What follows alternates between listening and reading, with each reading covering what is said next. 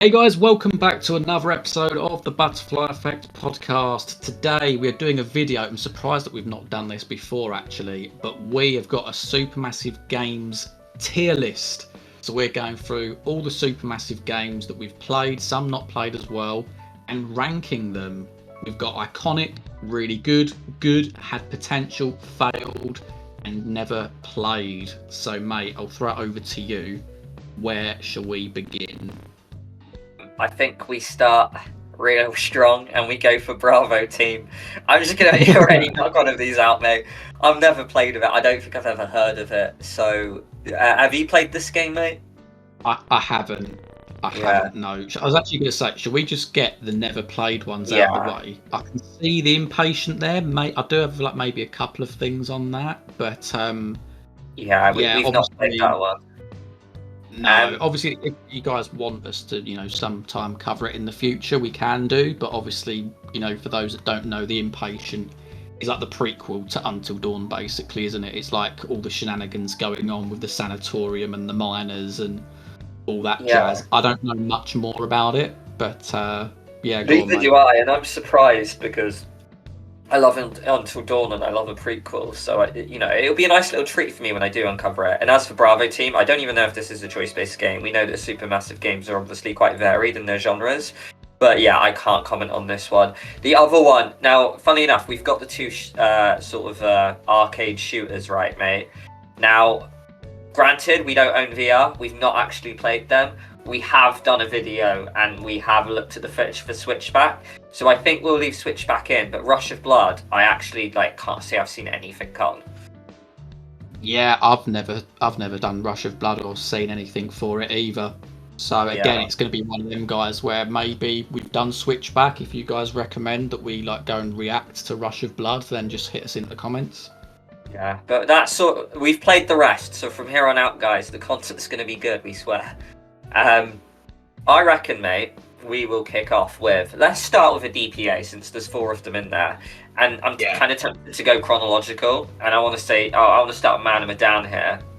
Now, Man of Medan, it's an odd game, right? Because I've always said that every DPA game does fairly well, but it misses a trick in certain aspects, whether it lacks the horror, whether it lacks the choices. For me, Man of Medan, the bleakest thing about it is that it's the pace, because it's we've agreed you can follow it in our analysis series. It takes them a while to get onto the shipwreck. I do fall asleep when it's the scene, at the start where they're scuba diving and they're just mulling about on the Duke of Milan. And I do find, some of the characters fairly forgettable and bland. I think Conrad's the only one that I'd really say was quite memorable, you know what I mean? So, but otherwise though, I really like Man of Medan as a game. It might be up there as maybe one of my favourite DPA games. One thing I really like about the game is that the choices are quite sophisticated, maybe the most sophisticated. I love the template and the formula of having, say, a character die, but another character can, fill in their space, we've seen footage, right, of, the fight scene with Olsen. You can have Brad there, you can have Conrad there. It's such a good model where instead of losing a storyline, they'll have another character fill in the spot, almost like a substitution system. I think it's really clever, and it reminds me of the film The Triangle. I absolutely love the shipwreck location, so I'm a big fan of it. But I've told you in the channel time and time again, mate, for me there is a ceiling to how good a DPA game can be. None of them quite exceed that 6-7 out of 10 mark. I don't think they're on the same level as the blockbusters. I think the runtime, the lack of character depth really harms them. This isn't just Man of Medan, this is all the DPAs here. So I myself would look at maybe the good category, because I don't think I can define Man of Medan as really good. But the category I'm looking at for Man of Medan is good, because I still really enjoyed it. I just wasn't blown away by the game either, you know what I mean? Yeah, I've got to echo everything that you've just said there. The only things that I would add as well is that, do you remember this was the game that followed Until Dawn? So there was a lot of high expectations given how good Until Dawn was at the time. And this is rewinding back to 2019. We knew that this was going to be the start of a new anthology. we thought that these games were going to come every 6 months, which, you know, looking back on that seemed very optimistic. And as far as the game itself, yeah, everything you said, but also the horror. I think the horror was pretty decent. Like, I'd say across all of that DPA Season 1, Medan probably first place, maybe second place at worst, in terms of its horror, but it just took too long to get going. I think the twist as well was something that was a little bit too predictable. I did come to the end of it and think, as the start, as an opening game of an anthology, I thought that Medan was pretty good. Like, the branching was decent. You've mentioned like the rotating characters, numerous deaths, and yeah, it was okay. Like, not absolutely brilliant, but not terrible either. So I'm looking at probably had potential or good. I'm leaning more to good. So I think we could put it there, mate. Yeah, okay, yeah, we're in agreement. And yeah, I do agree about the predictable nature as well. That's something we should mention because, yeah, like the opening shot in the prologue literally has the Manchurian gold box like shot, and like the smoke erupts and then they start like, you know, tripping on the ship, and it's like, well, we kind of like, it almost was like building it like we didn't know what was going on, but we just clearly did. And I do think it harms the pacing massively. So yeah, but another good thing though is that you can save an NPC. And I really like that. So yeah, good seems like a really fair thing, mate. I'll let you go next. Well, if we're going chronological, should we do Little Hope next? This is a difficult one because, in my eyes, it is very close to Medan, but for different reasons. Now, the gameplay, whereas Medan was potentially a bit stronger, for some reason, Little Hope, maybe the location as well, it just didn't hold water for me. It wasn't as strong. The characters potentially were slightly better. I'm looking at like John and Angela.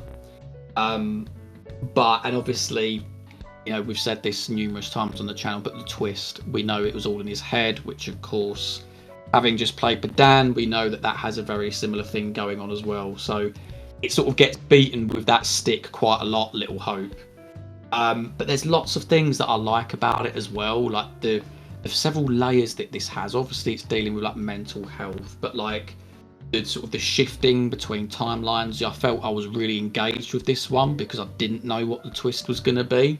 So I was thinking, oh, how's this happening? Like, how is there doppelgangers and how does it tie in with the whole witch stuff? You know. So.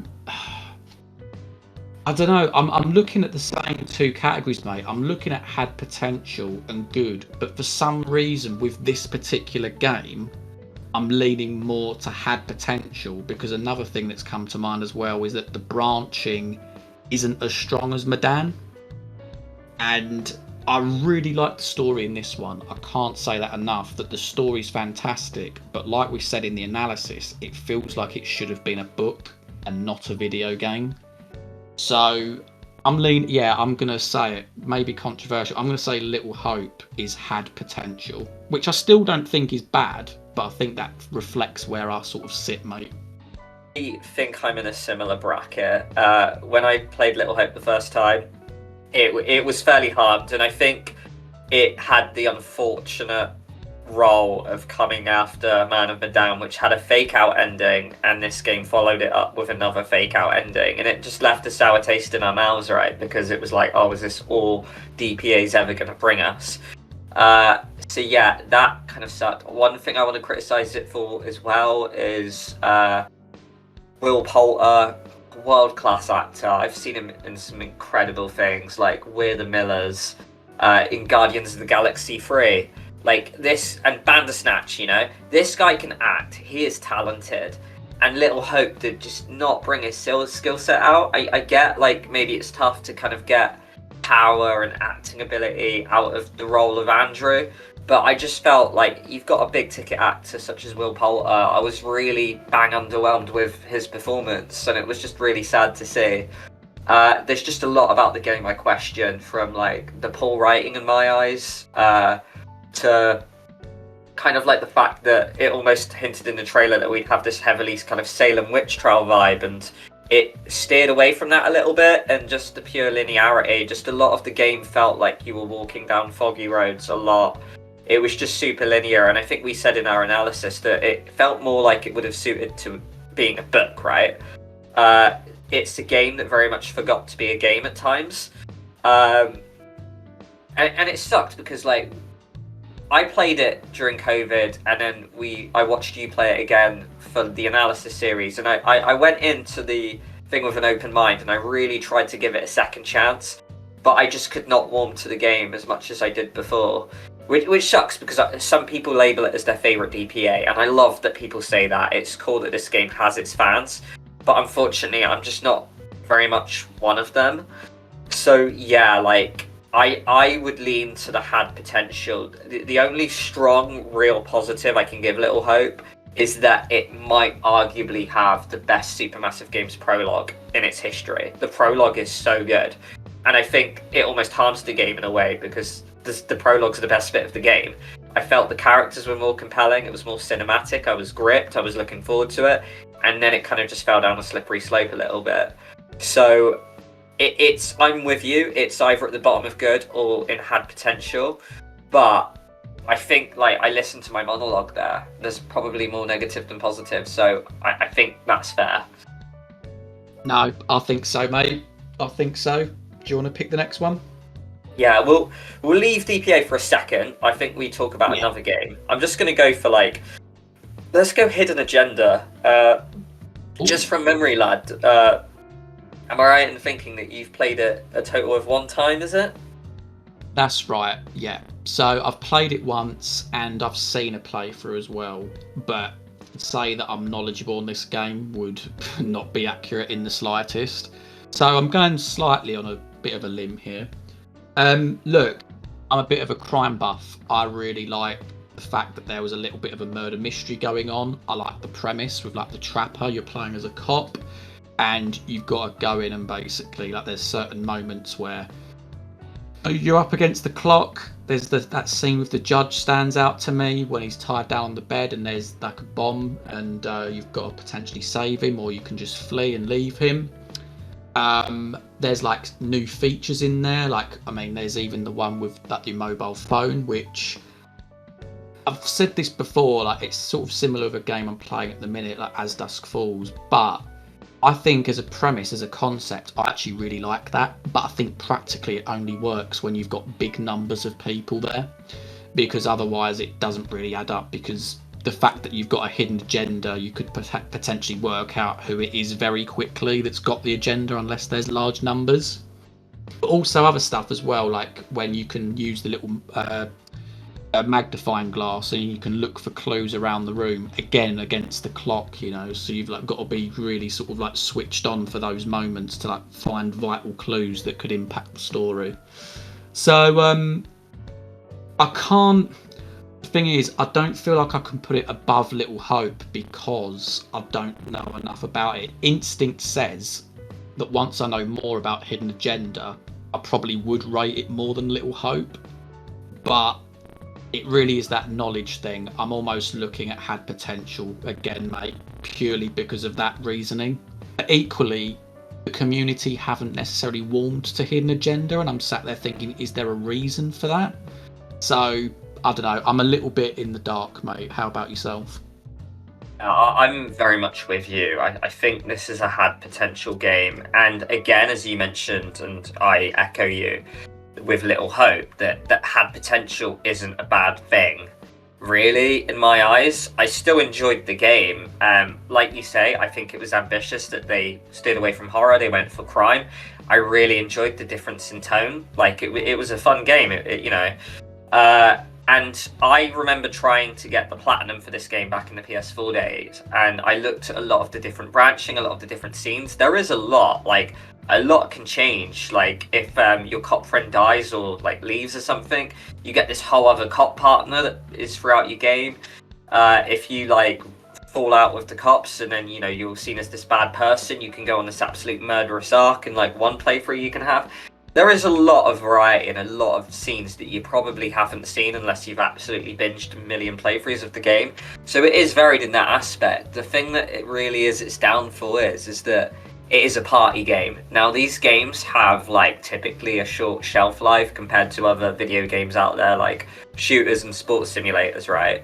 But Hidden Agenda has an even shorter shelf life because it's dubbed as a party game. Now, the problem with that is that like, if say I played the game already, and with yourself, Jack, and then we wanted to fire up Hidden Agenda, the party game again. Let's say like we tried a Hidden Agenda mode, and then like I'm in there, and it's like, oh, my mission is to secretly arrest this person that we know is innocent. So I pitch that, and you're just going to look at me like, well, you're the imposter then, because like we know where the story's going, So Yeah. The party element to this game, like it's a one-time thing. It is a one-and-done game. At least with other games like Until Dawn and the Quarry, you can get enjoyment playing them a few years down the line and stuff or whatever. But this game, you can't play the party element unless everyone in the room has never seen the story before. And like you say, you need quite a lot of people in the room for the concept to work. So not only do you have to have a lot of friends, but no one can play the game beforehand. Everyone's got to go in completely blind. So it has such specific requirements that it does almost fall flat in that regard. But in terms of just a video game, that like you play solo and you look at the different branches, it's fairly cool. It's good. But I do agree. I think it falls just below Little Hope, because at least with Little Hope, I enjoyed both games, but Little Hope was more of that authentic experience. So I think that is probably the fairest place for now. Yeah, it's almost like that party feature. They like almost developed it and then maybe refined it for the DPA universe, because then it become movie night, didn't it, where you literally just pass the control around, or you've got shared story as well. So it's almost like, I feel like Hidden Agenda was almost like the testing chamber for things that were to come later on that were arguably a bit better in practice. You know what, let's go for the casting of Frank Stone. Let's go for the most recent Supermassive game. This one is an interesting one because there are lots and lots of things I like about Frank Stone. I like the fact that they gave the addition to the cutting room floor where you can see your choices and you can jump back in. I think generally, just like conceptually, the plot and like obviously the way it did tie it into the DBD universe, which I personally don't know that much about, was really good. Across the board, I thought the characters were pretty solid. However, I think where it falls down for me is that we didn't get enough horror, we didn't get enough Frank Stone. I didn't feel that much jeopardy because I thought that the game mechanic or the QTE thing, where you use the camera to like zoom in on him or like, to stop him getting you, I thought that was far too easy. So I never really felt under any threat. And I don't know, I felt like just something was a little bit wanting on my end. Having said all of that, I'm looking at the really good category, mate. I do rate it more than Medan, like the branching. It was just a level up. It felt like it was probably in their sort of blockbuster territory, or certainly more elevated than what the DPA games are. And despite some of the problems it's got, I'm going to pitch for really good. No, that's good. It's really good, apparently. I'm somewhere between there and good myself, because I remember I was really happy with the game when it came out, because like it does a lot that Until Dawn and Quarry doesn't do, in the sense that, like, with those games, a lot of the time you're walking around and there's the odd collectible to pick up, but you're just walking kind of thing. Frank Stone, my favourite element of the game, one of the best bits, other than the character of Bonnie, of course, is just the fact that like you walk around and there's puzzles. To get certain collectibles, you might have to move platforms, you might have to scale and like find ways across. You might have to find valves to turn like those steam engines off to get through to the next part. I really like that, and I think it's something that the other games very much lacked, and it really kept you on your toes. It was like, it kept you wanting more, and I really like that from Frank Stone. Like you mentioned, the characters were really interesting, the cutting room floor was great, and as a former Dead by Daylight fan myself, it was really cool to sort of see all the Easter eggs and the tie-ins. I was completely all for that. And I really like the change of pace from the other Blockbusters games, that we got this Augustine narrator that we wouldn't just intervene and sit in front of everything. She just, like, between chapters would occasionally give a few lore bombs and stuff, and like the actress did a really solid job in keeping me invested in the game and the tone. So yeah, I really like it. Just the elements where it falls flat a little bit, I guess, is the fact that as the years gone on, it kind of has faded a little bit in memory. I think, you know, maybe the game was more mediocre than I would have hoped for. We've mentioned the things about like how some of the QTEs can be 50-50 coin tosses, and it felt really harsh. There were times, Jack, where you would be nice and it would punish you, so then you went mean and then that would punish you, and you're like, what does it want me to do, you know? A lot of the instructions were very unclear. And then there's that big downfall of like how you know, the whole sacrificing Stan thing, how it wants you to fail a QTE to keep the characters alive. It's very difficult to save the characters, and I do get they're going for that origin story where everyone ends up by the campfire to almost start a Dead by Daylight chapter. So it wants deaths, it wants that harshness, but I get people did feel a little bit robbed that like they did all this effort to keep these characters alive for just the game to pretty much like give them a doomed fate at the end. So I completely get that. I'm just really struggling, mate. Really good or good. You were probably leaning towards really good. I think maybe I'll do the same, because I think at the end of the day, the DPA games are good, but like they're quite formulaic. They're getting by the numbers, which I've always like stated. At least Frank Stone was different. These games often like get like praised for their choices and the storytelling, but this like game really threw the gameplay elements in there. So yeah, like it was a really good game. It's just like it just fails to get into the iconic category, and I would say it's bottom of really good, you know, like it's nowhere near from being an iconic game. But yeah, I think really good is a fair score. But almost like I want almost like a category between, like I want a very good, you know, because I wouldn't say it's really good. I would say it's very good. I don't know. It's like it's somewhere in between here, but I will put it in really good though. We say this quite a lot, don't we, that we need a category in between certain categories, but there's actually like two more things I'll say on Frank Stone. One's a pro, one's a con. The pro being is that I really love the ending, obviously, like despite the weird QTE things that can go on, what have you, but it was really visceral. The ending branching was great. Who ends up at the campfire, the fact that you can play as Frank Stone if nobody does, that was all really cool. One of the cons, though, and it actually comes back to this whole thing with pacing, is that while I think it was very ambitious and conceptually a very good idea, like with the two timelines thing, so then obviously, you know, Chris can then obviously cross these timelines, it sort of took a while for the story to get going because you was jumping between two timelines. So you was almost like building two stories from the ground up. So it took a lot of time. So then by the time you was getting into that sort of 6-7 hour mark, suddenly they had to like start rushing it, and there was a few chapters where it was like dead short and you thought, holy crap. But I think my first like playthrough was like 3 to 4 hours, and that took you to chapter 5, and then my next playthrough from like chapter 6 to 14 was even less than that, and you think, damn, like it's gone really quickly here. So yeah, it's almost like there's too many negatives that you can point to for it to stop getting into that iconic status. But there are lots of good things I see about Frank Stone as well, more so than I'd say the DPAs. Nah, I think really good. That reinforces to me that we've probably picked right there. Yeah. Right, lad. I'll get Switchback VR out the way, mate. So it's a really tough one to judge this because VR isn't something I own. I've never actually tried VR, to be honest, and I am not a fan of shooters, mate. Which is why I'm actually tempted to solely leave the choosing of the ranking to yourself, mate. I almost want to abstain from this a little bit. Right. I will vote if you're struggling, and I can probably chip in. I just think like you're the shooter fan here, you know. I know you're a fan of your shooter games, so I almost couldn't comment because like I just look at a shooter game and I'm like, it's not my bag. I don't think I would really enjoy it.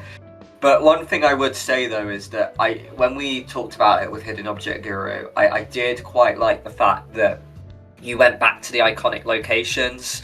It was really cool just to sort of see those DPA Easter eggs. It was a nice way to kind of tie up and recap the 4 games we just played. And I really like the element that, like, each sort of chapter of, like, you know, covering each game almost had, like, a different sort of, like, style. And there were different puzzles and different shooter games for those games. So, like, and they all had different cool bosses as well. I remember the Little Hope one, you had the thing with, like, the shadows and the mannequins where you almost, like, couldn't look at them or whatever. And then they had, you know, all these puzzles with, like, dark elements going on. I like the fact that, like, with, like, House of Ashes, there was, like, the tombs and stuff, and then, like, you know, the monsters you face are quite different. And then you had to, like, kind of go down the tracks and then shoot the right paths and stuff to get through. So there was a lot of variety. It looked like some were certainly stronger than others. But it's just difficult because how can you compare a VR shooter game to what we have on the board? If I had to sort of say something, I think failed might be a bit too harsh because, you know, just because I wouldn't enjoy this game doesn't mean it's a bad game. But, like, no one's also talking about it that much either, so I wouldn't say it's, like, basically set the world of VR shooter arcade games on fire to the point, like, it's made people fall into that genre a lot. So I'm probably looking at the bottom of had potential if I had to stab, but I'm also willing to change my vote if you've got a stronger stance or a better view on it. Yeah, this is where, like, the names of the categories are sort of screwing us over a little bit, because, like you said already, it's hard to judge a VR game against all of these other games, right? But from what I saw, it looked decent for a VR game, but then to put it in the good category would feel wrong, because you're then putting it above Little Hope and Hidden Agenda, which are clearly better games, but equally to then put it in the failed category, like you say, that seems too harsh. So I think I'm going the bottom of had potential, mate, but I feel like that's sort of more on me, really, because I'm not a big VR person. But from what I saw, and, like, yeah, the throwbacks to, like, the DPA universe are good. I don't really get how, like, the Belize villain ties in, you know, to, like, the DPA universe. But again, that's something maybe because I'm not interested in it that I've just not really researched that much. So I feel like that's the only place it can go, mate, to be honest. No, I think that's very fair. Well, guys, let us know in the comments if you've got a different view on Switchback, but that's where we're putting it for now in our ranking. Jack, mate, we've got 4 games to go. Where shall we start next? Well, let's go back to DPA, shall we? And let's carry on with our chronological order and go House of Ashes. I'm happy to throw it over to you first, mate. Yeah, it's interesting because, like, House of Ashes, like, the thing it falls flat on out of all the other DPA games, and I've seen people rank it as their favourite, I've seen people rank it as their least favourite. It really depends what you value in a DPA game, right? Whether you're into the branching, whether you want good writing, whether you want good characters. Unfortunately for House of Ashes, where it falls flat is the horror element. It feels like an action game, right? One thing I like that it did is it steered away from the fake out endings. That's a plus, and it gave us probably maybe, like, the best characters in the sense that there was a lot of NPCs, like, and, you know, spare people that we could talk to. We could bounce off of Clarice, Joey, Merwin. So yeah, that was really good. I myself quite like the settings, the fact that you start off, like, you know, in the war zone, then you fall in, and then, you know, there's these really gorgeous temples. Admittedly, we did say some of the scenes down there did drag for quite a bit, but then you go even deeper and it's, like, all green and glowing, and it's like the aliens and, like, the big egg mountain, you know. There's some really cool visuals. The game is really stunning, and the branching comes back. There's a lot of paths, there's a lot of things that can happen. You can have a character that's, like, left in a cocoon. You can have, like, people come back as a vampire, and if you don't kill them, they can come back and kill one of your main characters. You can, like, betray, like, certain people in the group. There's this, like, love triangle where, like, you know, people can betray each other in that, and the love triangle choice could go, like, different ways as well. So, like, there's a lot of variety in this game. It's got a lot of strengths. I do, again, like I do with all DPA games, it does have its weak link characters, I think when we did our overall DPA games ranking, because we did a House of Ashes versus The Devil in Me, I think I said that House of Ashes was better by 1 point, and you said Devil in Me was better by 2, so thus The Devil in Me won.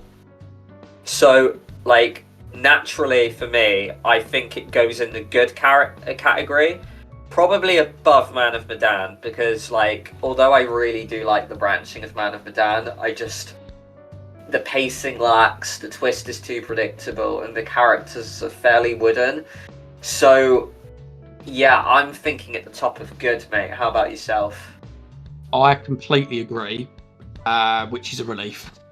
House of Ashes is an odd one because you could say that there's a strong argument to say that the cast of characters, whether it's the 5 playable plus the side characters, are the best in season 1. The villains are certainly the best in season 1. The branching is good, certainly an upgrade from Little Hope. Some of the achievements to go back and get are really fun, like the radio one, you know, the infections of the vampires, getting someone to kill someone when they're infected, all that good stuff. So therefore, for some reason, why am I not rating it more highly? There's just something a little bit missing for me. Maybe it is the location, like maybe it just does get a little bit tiring. Like we talk about Little Hope, about the wandering around in like a foggy sort of wooded environment. I did get a little bit bored of just walking around caves, but then again, obviously you do get that like epic sort of arc ending, like where you're on the spaceship and what have you. But yeah, I don't know what it is. There's something about House of Ashes that a lot of people seem to highly rate it, and they say it's the best that Supermassive have ever done. Hence why I almost feel like it's a hot take when I turn around and say that, you know, it was a good game, but it was nothing absolutely special. You know, I'd say probably of the 4, the prologue was good, but for me, it probably was the weakest. There's not many, at least right now, probably when we stop recording, I'll think of some, but I can't think of like too many holes to sort of find in it and poke at it. But for some reason, I just don't hold it in that high esteem in like sort of like your more sort of like blockbustery games. So I do agree. I think top of the good category, mate. Yeah, and I think to like add on your point why it can't get into really good. I mean, we'll talk about The Devil in Me as well next, right? And I'll kind of kick off with that, and I'll say that I've said this again, and you know, I'm a broken record player here, but the DPA games have a ceiling because they're so formulaic.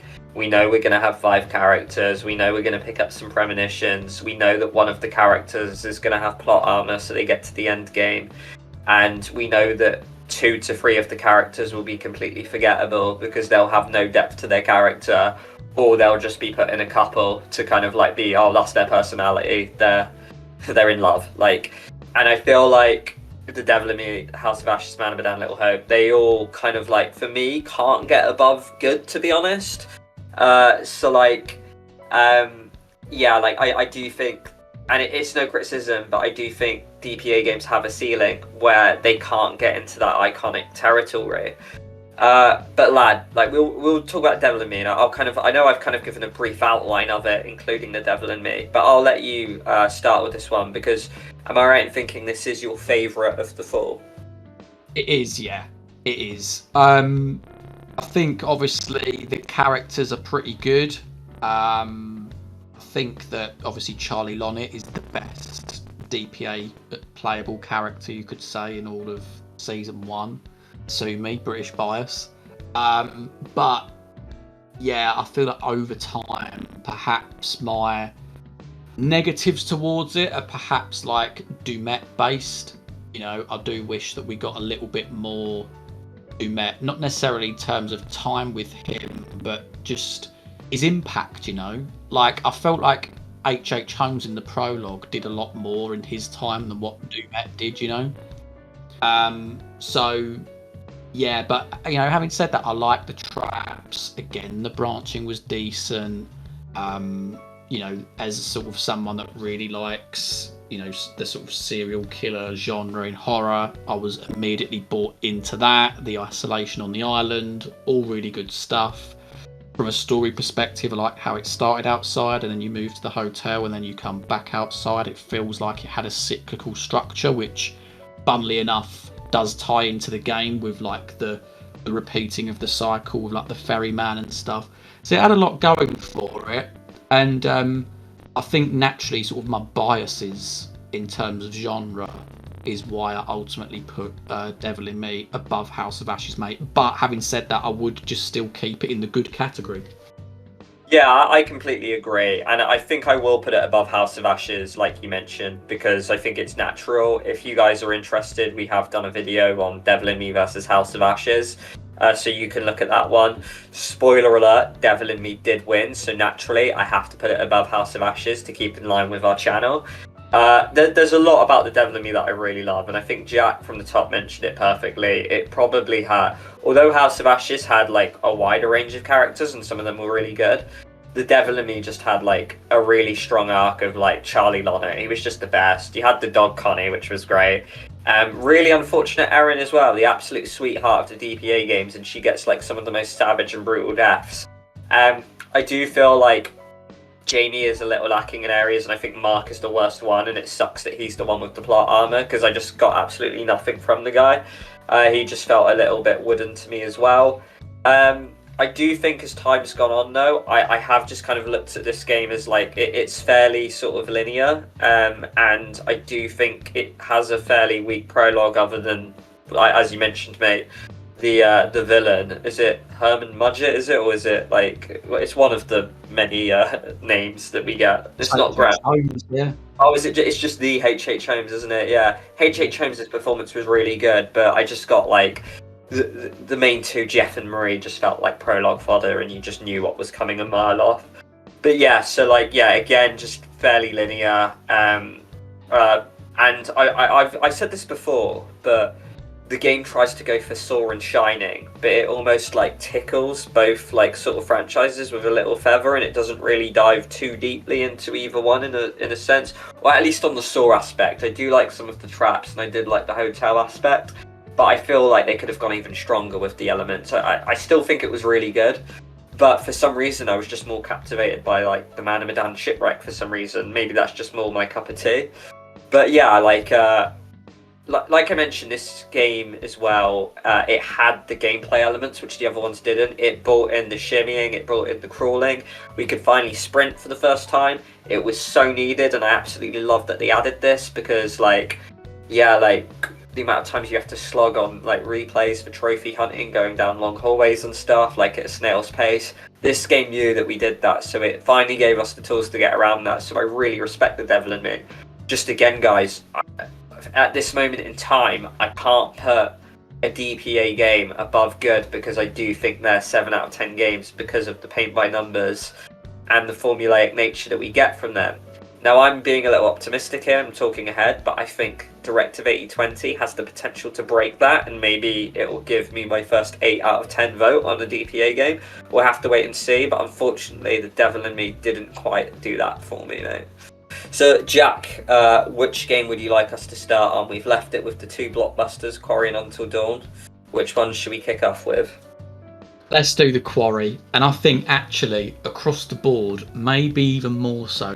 I think actually the toss-up that's perhaps the closest to this is Man of Medan versus Little Hope. But for me, the Quarry versus Frank Stone is a very interesting toss-up. Which sort of gives away where I'm going to put this. I do think the Quarry should be in the really good category. Why is this interesting toss-up? So for me, the Quarry was a really good game up to a certain point. The ending fell off, right? That's pretty well documented on this channel.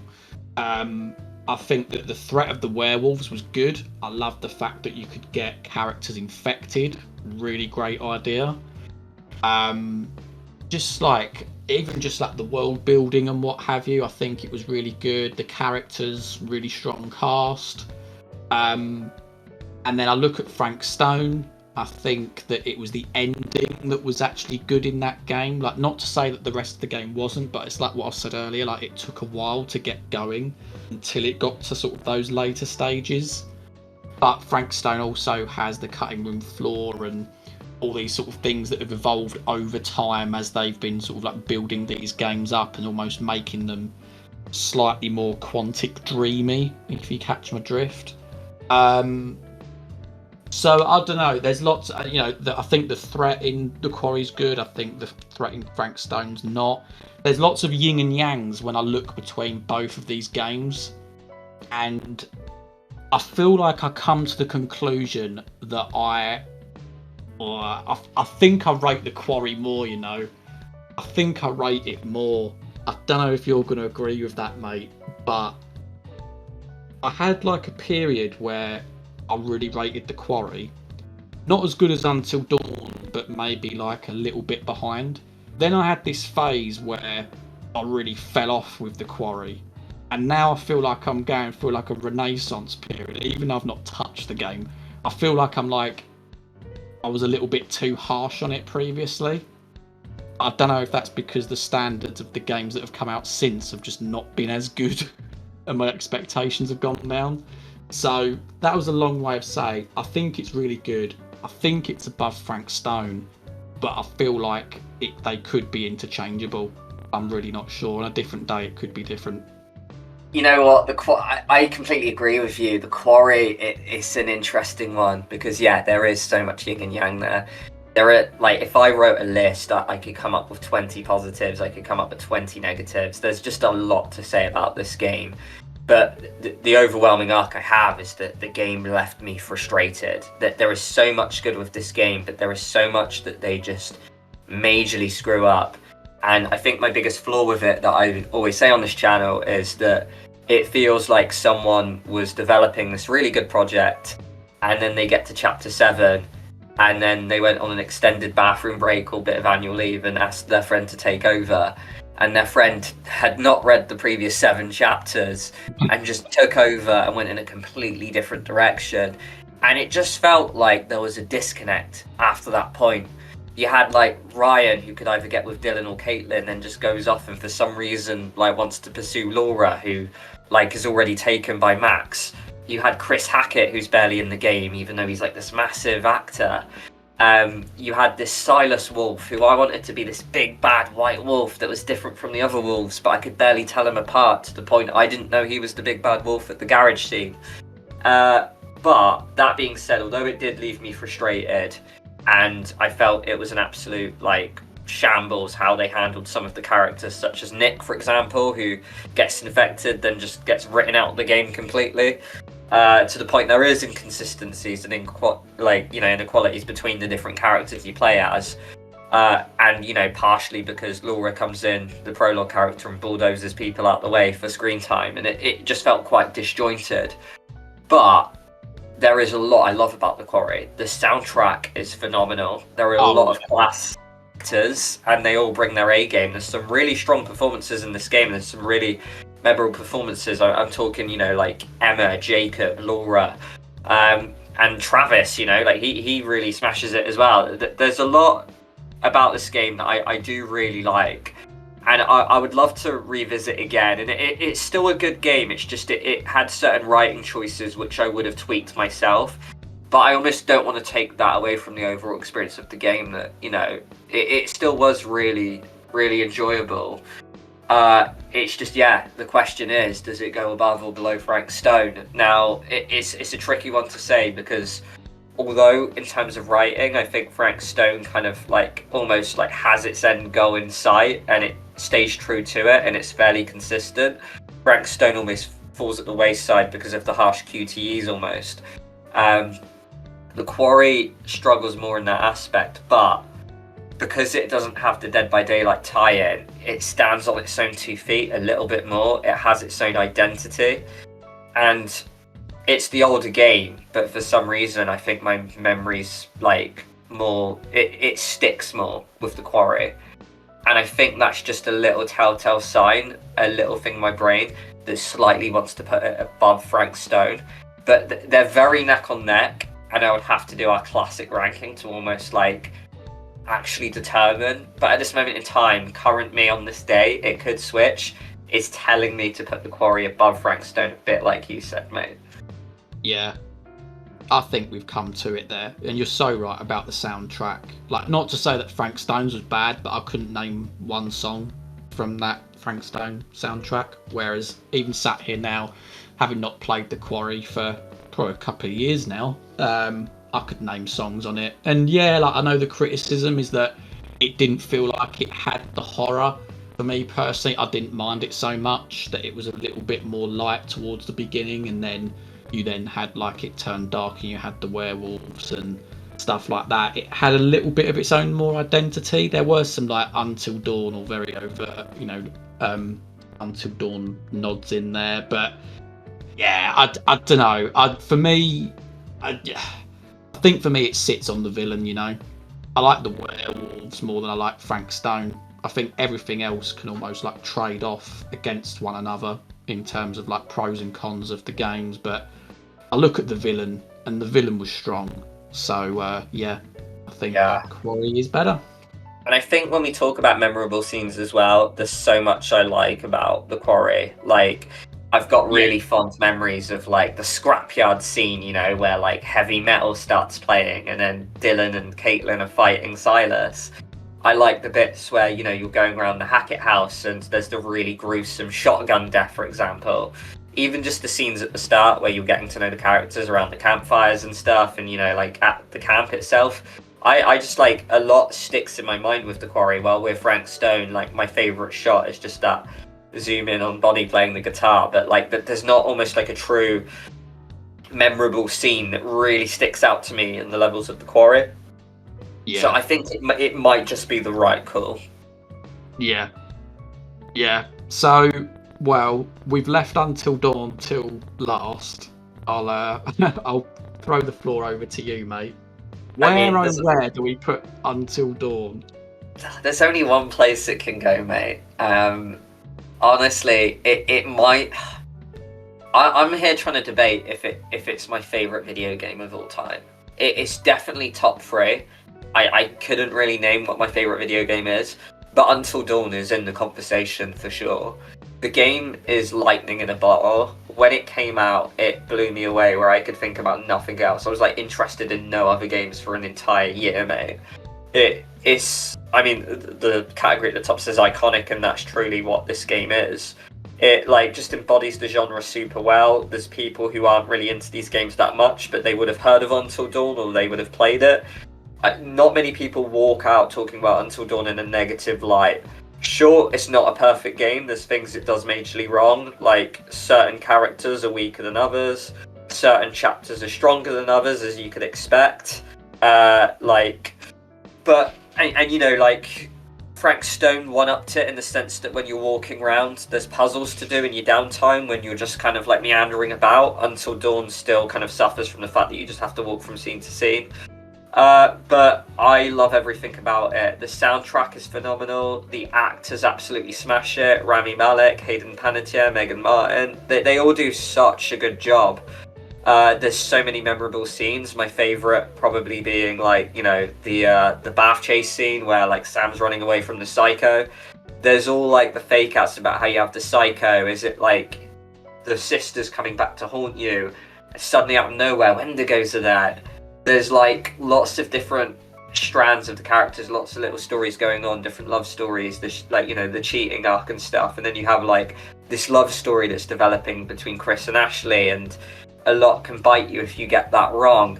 There's like the Wendigos don't move events, which was like, I've not seen anything quite like that in video games before. This game is just an absolute masterpiece in my eyes. I get such a kick out of telling people about this game, and if someone tells me they've never heard of Until Dawn, I actually get so happy because it means that I might get the chance to see someone's like blind playthrough, which is what I did with you, lad. I get such a kick out of watching someone play this game for the first time. So yeah, like I could honestly talk for hours about how I love Until Dawn. It's like, it was a life-changing game for me. It was just absolutely breathtaking. And just to reiterate, guys, if you love Until Dawn the way I do, please check out our analysis series. Me, Jack, and my good friend Anya talk about this like game in depth, and look at the playlist. We've got so many videos on Until Dawn. So yeah, it's a big inspiration for why we started the channel. I can't say enough good things about it, lad. it only can be placed in iconic for me. Yeah. I mean, where the hell do you start? I mean, I suppose you start with the name of the channel, which really was born out of this game. Of course, there are other games where, you know, butterflies come into it and the butterfly effect, you know, the choices and how that's a metaphor, of course, but it's really this game. It's like I say, where do you start? One thing I'm going to bring up that I don't think I've ever brought up before in like the analysis is how organic it feels, even though there's a lot of different genres of horror in there. How organic it all feels, how it all feels in one bubble and one story. Because you've got that scene with like the Ouija board and you can actually see like the ghost behind like Josh, Chris and Ashley, right? So you've got a little bit of that in there. Obviously you've got the psycho, so you've got like the home invasion serial killer vibe. Then you've obviously got the Wendigo, you've got like the supernatural threat, the curse on the mountain. But never does it ever feel too much out of place. Like maybe you could argue with like House of Ashes, where it's sort of going from bats to suddenly it's aliens on a ship. It might be a little bit more jarring. With this, the game just sort of transitions nicely from one threat to the next, even though you've had instances where that other threat, you know, the Wendigo, has been featured throughout or at least hinted at. So I think that doesn't get said enough. I think that's really cool. The characters are really memorable. Some of like the lines, you know, even these sorts of things, they're things that you can quote, you know. Just that it was just a prank Han, you know, the holy shit Christmas cake thing. Like, it's, do you know what I mean? Oh, hot sauce Christmas cake, sorry. So like there's just all these various things. The setting is brilliant. The level of horror is brilliant. I think that they got the QTEs just right in terms of difficulty. They did the simple things well. And I think on top of that, there is a bit of nostalgia vibes to it because it was one of my first entries into, or probably my first entry into this type of genre where the choices really did mean something. Because before this, I played your Telltale games. And obviously, as we all know, they are far more linear. So this one, I was like, oh my God, this is a whole new world. You get so engaged about it. I can picture it in my mind now, that Chris and Ashley choice, like whether he shoots her or not. So again, there's that sort of nostalgia, that sort of time in your life, and naturally you sort of feel a little bit more rose-tinted towards something, which is always why I'm so interested to ask or sort of speak to people who maybe played DPA first and then went to Until Dawn to see if like there's any sort of difference there. But yeah, like you, mate, I could talk about this game for absolutely ages, but I will restrain myself. And I'll just say that 100% iconic. It was only ever going to go there. No, I completely agree about all your points. And like I say, I have to restrain myself. But you talking there has reminded me of 3 bullet points. And I'll quickly whiz through them because I think they need to be mentioned while we're praising this game. The first one is how iconic the pause menu is. I didn't know I could be enthralled by a pause menu, but here I am. The way that you had the relationship bars and you would see like a bruise on Ashley's eye if like the psycho punched her, and like the way you could see that and like their expressions or emotions, what they were going through. I thought that was iconic.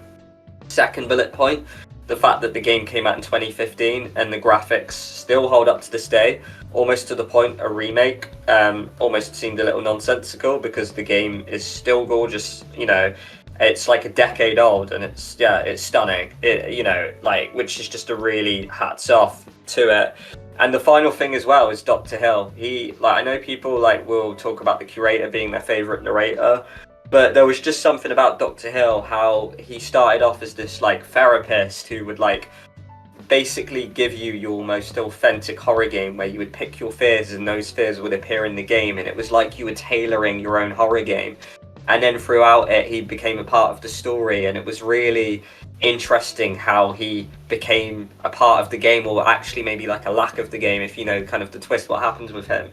So the game just has like so many layers to it, but as you mentioned, not too many layers. It was just done so intricately and to perfection that yeah, like there's just so much you can say about this game. And I'm just super intrigued, lad, if anyone in the comments wouldn't put Until Dawn in iconic, because I think that itself is a hot take if you're putting it in really good.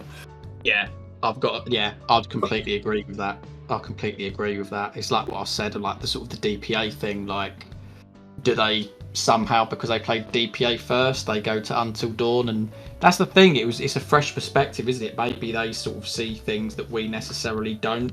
We do know that Until Dawn has its flaws, sort of that plot speaking, things that you can poke at a little bit. But again, I think you hit the mark in so many other areas that you're just more likely to look over some of them things. It's sort of like a similar thing with me and Heavy Rain, you know. They're two games that certainly in this genre are my favourite, but even when I talk about video games full stop, they are firmly in the conversation, because I feel like it's almost, lightning in a bottle. It's the sort of the stars aligned for, these particular games. Lad, that is our ranking. I'm pretty happy with it, to be honest. And one thing to note is that none of the games failed, which is pretty much a good compliment there to Supermassive Games, that they've not released a game that we actively dislike. Yeah, absolutely. And I feel like obviously we've still got Directive 8020 around the corner. We've still got Hidden Agenda to cover, but everything else in that top half of that tier list we've covered. So maybe, guys, so that we don't run out of the Supermassive Analysis series for a little while, maybe you'd want us to cover Rush of Blood. Maybe you want us to cover The Impatient. Let us know in the comments below at some point, and we'll add that to our list. But had good fun with this one. I feel like I'm really happy with this list, and I feel like across the board, mate, we was pretty much identical, weren't we? Yeah. It's difficult to build these lists, because we could be on different wavelengths, we could have different opinions, but I think it just backs it that, I think we're on the similar wavelength throughout this. So I'm really intrigued to see if anyone wants to comment in and tell me how they would change our ranking, and I wonder if anyone out there fully agrees with our ranking. Absolutely. So there we go, guys. That was the Supermassive Games tier list. What do you think of our list? What would your list look like? Obviously, drop it in the comments below. Thank you for watching, and do keep an eye out for more Directive 8020 DPA Supermassive content in general. Okay, guys. See you in the future.